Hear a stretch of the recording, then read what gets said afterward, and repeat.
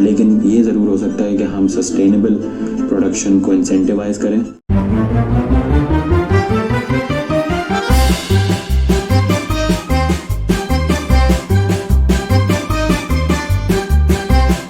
Hello guys, अस्सलाम वालेकुम। Welcome to our YouTube channel Buddies Reaction. मैं हूं अब्दुल्ला खान और मेरे साथ है फरहान खान। उम्मीद करता हूं आप सब खैरियत से होंगे। आज हम इरफान जो ने जो कि एक वीडियो है जिसका टाइटल है क्लाइमेट चेंज इज़ रियल, तो उस पर हम रिव्यू देते हैं। लेकिन उससे पहले हम उसकी वीडियो देखते हैं। लेकिन हमारे चैनल को ज़रूर सब्सक्राइब करें और साथ में बेल आइकन को दबाएं ताकि आपको हमारी नई आने वाली वीडियो की नोटिफिकेशन वक्त पे मिल सके। तो चलिए वीडियो को देखते हैं, देखते हैं क्या होगा। मुझे आज भी बहुत विविडली याद है कि बचपन में मार्च के महीने में मैंने स्वेटर पहन के अपने स्कूल के पेपर दिए हैं। ये बात बहुत पुरानी नहीं है, कोई 15-16 साल पुरानी होगी। और आज अप्रैल का महीना चल रहा है। पिछले महीने से हम लोग, मेरे घर वाले एसी चला रहे हैं और अप्रैल में 16 पे एसी चल रहा है। This my friends is called global warming. This is the truth, that we can't deny reality anymore. Reducing greenhouse gas emissions right now is not an option, but it should be a requirement. Yes, absolutely. If we change things in a big way, we could maybe send things back in the other direction.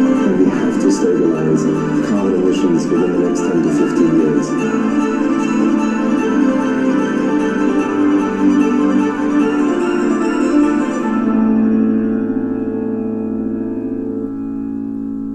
मैं सिब्बी का रहने वाला हूँ, बलूचिस्तान का। और यहाँ पे जब गर्मी पड़ती है तो बहुत ज़्यादा मुश्किलातें पेश आती है हमें। ख़ास तौर पर पानी की बहुत किल्लत हो जाती है। हमारे यहाँ एवरेज टेम्परेचर्स 90 से एक स्टेडी पेस पे बढ़ते जा रहे हैं। ये 2-3 साल हुए ज़्यादा मुश्किलात पेश आती है। इतनी पहले नहीं थी जितने मुझे बचपन में याद है, तो इतनी गर्मी वगैरह नहीं आती थी और इतनी मुश्किलातें नहीं थी। जब अभी बहुत ज़्यादा जो है मुश्किलातें पेश आ रही है, ख़ास तौर पर पानी के लिए, जानवरों के चारे के लिए। ये मेरी लाइफ में पहली दफ़ा है कि मैं सिब्बी आया हूँ, one of the hottest places in Pakistan. और अभी बज रहे हैं दिन के कोई 10 और अप्रैल का महीना है। और जिस तरह की तपिश मुझे महसूस हो रही है, इस तरह की मुझे ज़िंदगी में कभी नहीं हुई। और ये मैं सिर्फ कराची की बात नहीं कर रहा हूँ, पूरे मुल्क की बात कर रहा हूँ। केटी बंदर से लेके खुंजराब पास तक पूरा मुल्क आहिस्ता आहिस्ता गर्म हो रहा है। और ये एक ऐसी बात है जिसके बारे में हमें थोड़ा सा परेशान होना चाहिए। लेकिन एक और बात है जिसके बारे में हमें और ज़्यादा परेशान होना चाहिए, वो ये है कि according to many reports Pakistan is going to be one of the top 10 countries जिसको क्लाइमेट चेंज से सबसे ज़्यादा नुकसान होगा। और साइंस हमारे सामने है। Global warming is here, global warming is real. अभी I was going outside and I realised कि ये सेम वही जगह है जहाँ पे 2-3 हफ्ते पहले मैं अपनी दोस्त के साथ स्नोबॉल फाइट कर रहा था। And it's so crazy to think about it, क्योंकि अब जहाँ मेरे से 2-3 हफ्ते पहले एक मोटी जैकेट में नहीं खड़ा हुआ जा रहा था, वहाँ पे मैं हाफ स्लीव शर्ट्स और शॉर्ट्स में खड़ा हूँ। तो भाई इसमें ऐसी क्या मुसीबत पड़ गई? अगर 1-2 डिग्री हमारा प्लैनेट गर्म हो जाता है तो क्या फ़र्क पड़ जाए? ये मैं आपको 2022 तक हमारे प्लैनेट का जो एवरेज टेम्परेचर इंक्रीज हुआ है compare to pre industrial times, तो वो है 1.2 डिग्रीज। सिर्फ 1.2 डिग्रीज में ये सब जो हम अपने आसपास चेंजेस देख रहे हैं, this is just because of 1.2। अगर यही 1.2 डिग्री 2 से 4 पे चला जाता है तो हालात और ख़राब होंगे। बहुत सारे मुल्क ऐसे हैं जो रहने के काबिल ही नहीं रहेंगे। लेकिन अगर ये 4 से 8 डिग्री पे पहुंच जाता है तो तब शुरू होगा असली अपोकलिप्स। बहुत सारे रीजन्स रहने के काबिल नहीं रहेंगे। हीट वेव्स पे हीट वेव्स आएंगी। बहुत सारे मुल्क, बहुत सारे शहर अंडर वाटर हो जाएंगे। और ये सारी बातें सुन के शायद आपको लग रहा हो कि मैं फालतू का पैनिक क्रिएट कर रहा हूँ। अभी बहुत साल, अभी 100-200 साल हैं, आराम से पैनिक फैलाने की ज़रूरत नहीं है। लेकिन ये साइंस हमारे आगे पीछे हैं। आप बस थोड़ी सी नज़र दौड़ाएं। कराची में अर्बन फ्लडिंग, फ्लैश फ्लडिंग होती है तकरीबन हर साल। लाहौर में स्मॉग का मसला होता है हर साल। थर में ड्राउट का मसला होता है हर साल। KPK में विंटर सीज़न हर साल छोटे से छोटा हुआ जा रहा है। और ये सिर्फ पाकिस्तान का मसला नहीं है, ये सारे साइंस पूरी दुनिया में नज़र आना शुरू हो गए हैं। And this is the time that we need to change the way we live. मेरा नाम बाबर अली, मैं थर के रहने वाला हूँ। और थर के अंदर ये मसले मसाइल है। कुछ मैं छोटा बचपन में था तो मैं खुद खेती बाड़ी करते थे, कुछ फसल होते थे। तो अभी 1-2 सालों से नई फसल हो रहे हैं और बड़ी मुश्किलातें हो रही है थर के अंदर। तो इसका सोल्यूशन बहुत ही स्ट्रेट फॉरवर्ड है, सिंपल है, लेकिन आसान बिल्कुल भी नहीं है। जितना डैमेज हम कर चुके हैं उसको रिवर्स करने में थोड़ी मेहनत तो लगेगी। तो सबसे पहली बात यह है कि आप इसके बारे में अवेयरनेस क्रिएट करें। बहुत सारे लोग हैं मेरे सर्कल में, बहुत सारे ऐसे लोग हैं जो आज भी ये समझते हैं कि भाई सही है, ये चीज़ें सही हैं, लेकिन अभी इनको होने में कोई 500-600 साल लगेंगे, तो आप चिल करें। लेकिन जैसा कि आपने देखा कि ये सब चीज़ें हमारे आसपास होना शुरू हो गई। तो just create awareness about this. और इसके अलावा आप कोशिश करेंगे इनफरादी तौर पे अपना कार्बन फुटप्रिंट जितना कम से कम कर सकते हैं उतना करें। दरख्त लगाएं जितना हो सके। कारपूल करें, अगर आप स्कूल जाते हैं, यूनिवर्सिटी जाते हैं, कारपूल करें या पब्लिक ट्रांसपोर्ट यूज़ करें। सिंगल यूज़ प्लास्टिक, वो प्लास्टिक जो सिर्फ और सिर्फ एक दफ़ा इस्तेमाल होके फेंक जाती है, कोशिश करें कि वो कम से कम इस्तेमाल हो। इससे फ़र्क पड़ेगा, डेफिनेटली पड़ेगा, लेकिन it will not be enough. दूसरी सबसे इम्पॉर्टेंट चीज़ ये है जिससे बहुत ज़्यादा फ़र्क पड़ सकता है, वो ये है कि हम अपने लीडर्स को, अपने पॉलिसी मेकर्स को रियलाइज़ करवाएं कि वो अपने डिसीजंस का कार्बन फुटप्रिंट अपने जहन में रखें।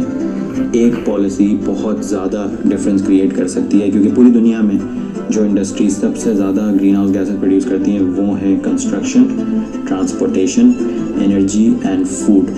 और फॉर ऑब्वियस रीजंस आप भी जानते हैं, मैं भी जानता हूँ कि इंडस्ट्रीज़ बंद तो हो नहीं सकती, लेकिन ये ज़रूर हो सकता है कि हम सस्टेनेबल प्रोडक्शन को इंसेंटिवाइज करें और एक्सेसिव पोल्यूशन को पीनलाइज करें। तो before this video ends, I just want to thank US consulate for making this video possible. उनकी हेल्प के बगैर ये वीडियो नहीं बन पाती, तो thank you US consulate for also allowing me the creative freedom, जिसके थ्रू ये मैसेज मैं अपनी ऑडियंस तक पहुंचा सकूं।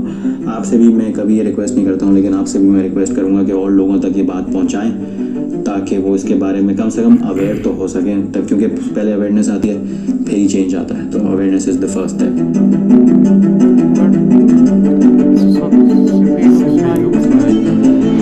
Global warming is real.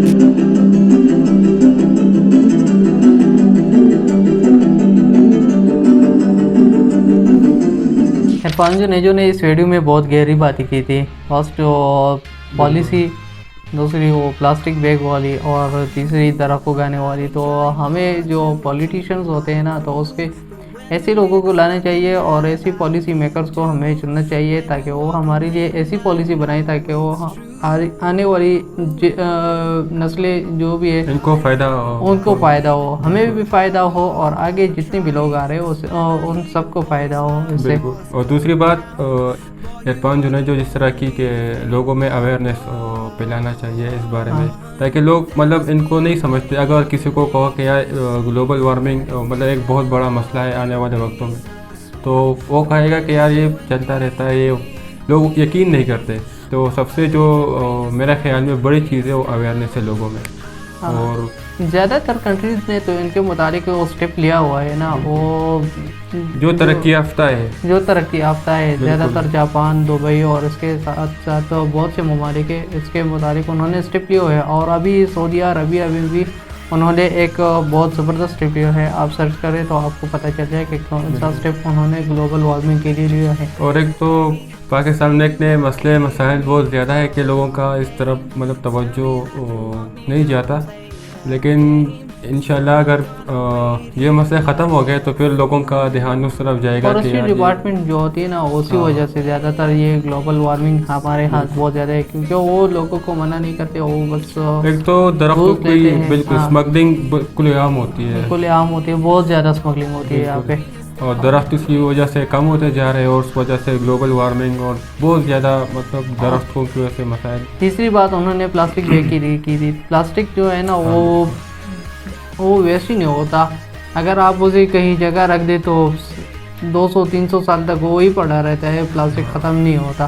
तो ये तो प्लास्टिक बैग्स की बात होगी। अगर मतलब पेप्सी या ड्यू जो स्प्राइट इसका बोतल होता है, हम उसमें मतलब पेप्सी या कोल्ड ड्रिंक पी लेते हैं, उसका खाली बोतल से फिर मतलब घरों में यूज़ होता है पानी के लिए। तो नहीं, डेली कंजम्पशन के लिए तो वो ठीक है, लेकिन अगर आप उसे कचरे में फेंकते हो तो नहीं, तकरीबन 2-3 साल हो चुके होते हैं उस बोतल, तो वो मतलब काला हो चुका होता है। फिर भी हम मतलब इस बात का भी ख्याल रखना चाहिए, बोतल बहुत ज़्यादा यूज़ होके भी मतलब वो नुकसानदेह होता है, प्लास्टिक होता है। तो आजकल तो स्टेप लिया हुआ है उन्होंने, पॉलीथीन बैग और ये प्लास्टिक बैग जितने भी हुकूमत ने इनिशिएटिव दिया है, हाँ वो स्टॉप कर दिए। ज़्यादातर प्रिंट नहीं करते, प्लास्टिक बैग नहीं बनाते, और ज़्यादातर वो आजकल कपड़े वाले बैग जो हैं वो ही बनाते हैं लोग। तो ये तो बहुत अच्छी बात है, लेकिन फिर वही बात, सबसे बड़ी जिम्मेदारी हम लोगों पे और इर्द गिर्द के जो लोग होते हैं उन पे आती है कि जो ग्लोबल वार्मिंग का ख्याल रखें। हाँ, अपने हिस्से का एक एक दरख्त लगाना चाहिए। जितने भी लोग हैं अगर अपने हिस्से का एक ही दरख्त लगाए तो बहुत है पाकिस्तान के लिए। तो इसी के साथ मुझे और फरहान को दीजिए इजाज़त, लेकिन उससे पहले हमारे वीडियो को ज़रूर लाइक करें और शेयर करें और कमेंट करें कि अगले कौन सी वीडियो पे हम सजेस्ट करें और दरख्त ज़रूर उगाएं। तो चलिए मिलते हैं अपने अगली वीडियो में, तब तक के लिए मुझे दीजिए इजाज़त। अल्लाह हाफिज़। अल्लाह हाफिज़।